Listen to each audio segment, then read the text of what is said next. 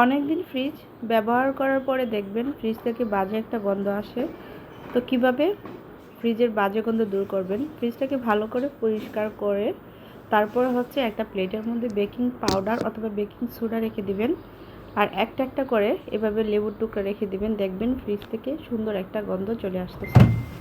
খাবার রাখলে খুবই ভালো লাগে, তারপরে খাবারের মধ্যে কোনো বাজে গন্ধ আসে না। তো আজকে হচ্ছে ফ্রিজটাকে আমি খুব ভালোভাবে পরিষ্কার করে নিয়েছি। আমার ফ্রিজটা অনেক দিন যাবতই পরিষ্কার করব বলে করা হচ্ছিল না, অনেকটাই ময়লা হয়ে গিয়েছিল।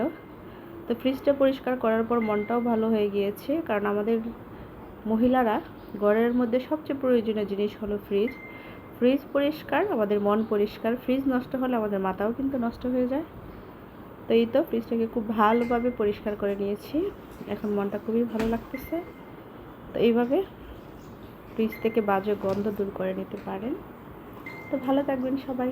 ভিডিও ভালো লাগলে লাইক কমেন্ট করতে পারেন, আর ভালো না লাগলে নাও করতে পারেন। আসসালামু আলাইকুম, আল্লাহ হাফিজ, ভালো থাকবেন সবাই।